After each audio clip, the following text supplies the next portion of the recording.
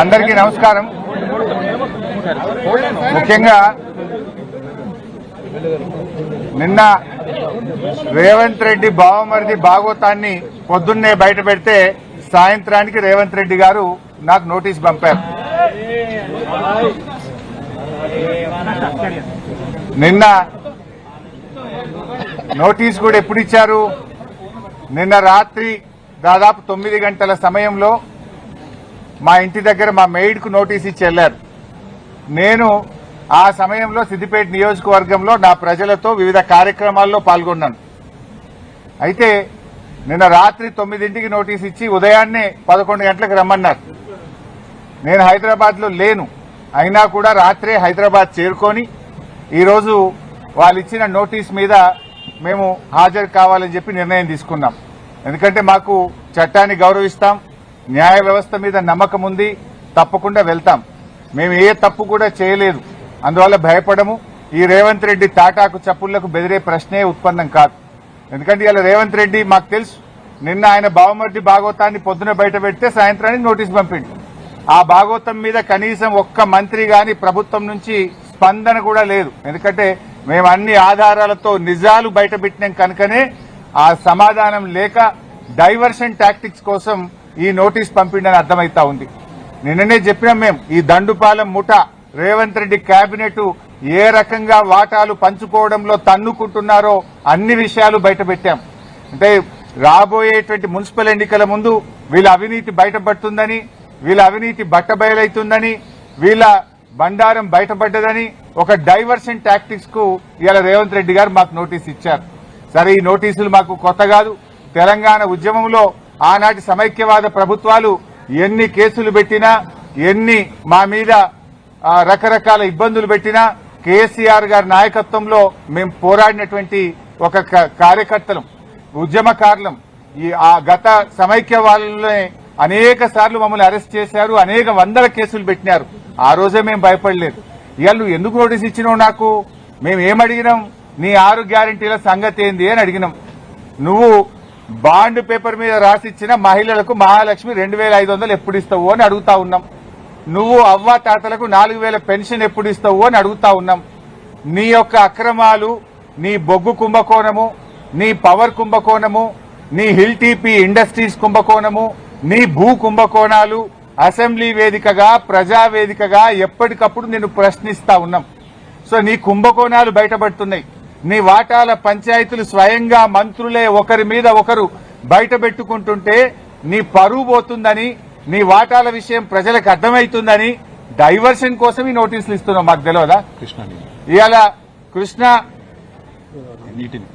కృష్ణా నీళ్లను ఆంధ్రాకి అప్పచెప్తున్నావు. అదేవిధంగా గోదావరి నీళ్లను ఇవాళ చంద్రబాబు నాయుడు గారి ప్రభుత్వం, ఆంధ్రప్రదేశ్ ప్రభుత్వం గోదావరి నీళ్లను మళ్లించి మరి బనకచెర్లకు, నల్లమల్ల సాగర్ తీసుకుపోతుంటే నీ చేతగాని తనాన్ని ఎప్పటికప్పుడు నిలదీసింది బీఆర్ఎస్ పార్టీ, ప్రశ్నించింది బీఆర్ఎస్ పార్టీ, నీ యొక్క బండారాన్ని బయటపెట్టింది బీఆర్ఎస్ పార్టీ. సో నువ్వు అచేతనం అయిపోయినావు. నీదంతా బయటపడిపోతా ఉంది కనుక ఈ డైవర్షన్ టాక్టిక్స్ చేస్తున్నావు. మాకు తెలియదా? నువ్వు ఎన్నికలకు ఈ డ్రామాలు ఆడుతుంటావు. పంచాయతీ ఎన్నికల ముందు అప్పుడేమో మా కేటీఆర్ గారికి నోటీస్ ఇస్తావు. ఇప్పుడు మున్సిపల్ ఎన్నికలకు రేపో మాపో నోటిఫికేషన్ వస్తుంది కనుక మాకు నోటీస్ ఇస్తా ఉన్నావు. నీ సంగతి తెలియదు ఏముంది? మొన్న పంచాయతీ ఎన్నికల ముందేమో రైతు బంద్ వేసినావు. ఇప్పుడు యాసంగి పంటకు ఎందుకు రైతు బంద్ వేస్తలేవు? పంచాయతీ ఎన్నికలు లేవు. కేసీఆర్ గారు ఎప్పుడైనా డిసెంబర్ నుంచే రైతు బంద్ స్టార్ట్ చేసిండు.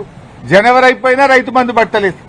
పంచాయతీ ఎన్నికల ముందేమో బతుకమ్మ చీరలు ఇచ్చినావు, మహిళలకు వడ్డీ లేని రుణం ఇచ్చినావు, రైతు బంద్ ఇచ్చినావు.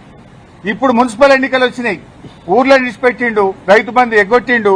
ఇప్పుడు ఇయాలటి నుంచి పట్టణాల్లో బతుకమ్మ చీరలు వస్తారట, ఇయాలటి నుంచి పట్టణాల్లో మహిళలకు వడ్డీ లేని రుణం ఇస్తారట. ఇగో ఇవాళ మాకు ఈ నోటీస్ ఇచ్చి మమ్మల్ని ఎంగేజ్ చేసే ప్రయత్నం. అంటే పొలిటికల్ గా బీఆర్ఎస్ పార్టీ థ్రెట్ గా ఆయన ఫీల్ అవుతా ఉన్నాడు. పంచాయతీ ఎన్నికల్లో రేవంత్ రెడ్డి అంచనాలు తప్పినాయి. 40% సర్పంచులు గెలిచి బీఆర్ఎస్ పార్టీ అద్భుతమైన విజయాన్ని సాధించింది. దాంతో ఆయనకు దిమ్మ తిరిగిపోయింది. ఈ మున్సిపల్ ఎన్నికల్లో కూడా మళ్లీ బీఆర్ఎస్ పార్టీ బలమైనటువంటి ప్రత్యర్థిగా ఉంది కనుక ఈ డ్రామాలన్నీ షురూ చేసిండు. చీరలు వంచి ఎన్నికలు వచ్చినాయి కనుక చీరలు వంచుతా, వడ్డీ లేని రుణం పంచుతా అని డ్రామాలు స్టార్ట్ చేసిండు. మాకు ఈ నోటీస్ ఇచ్చి ఫోన్ ట్యాపింగ్ కేసులో ఏదో ఉంది అనేటువంటి ఒక క్రైమ్ సినిమా సీరియల్ లెక్క నడుపుతా ఉన్నారు.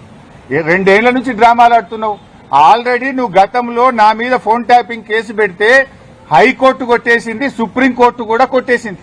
నీ చెంప చెల్లుమనే విధంగా తీర్పు ఇచ్చింది.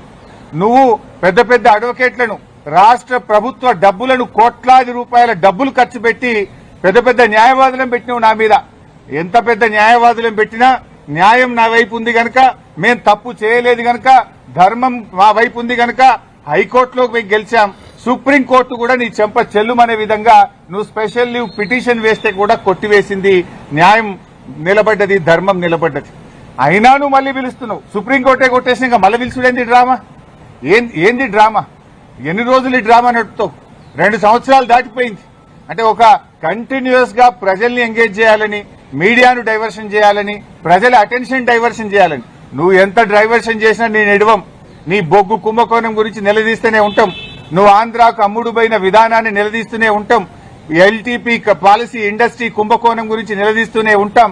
నీ పవర్ స్కామ్ గురించి నిలదీస్తూనే ఉంటాం. నీ యొక్క అవినీతి బాగోతాలు అన్ని కూడా బయట పెడుతూనే ఉంటాం. 6 గ్యారంటీల కోసం తెలంగాణ ప్రజల పక్షాన నిన్ను ప్రశ్నిస్తూనే ఉంటాం, నిలదీస్తూనే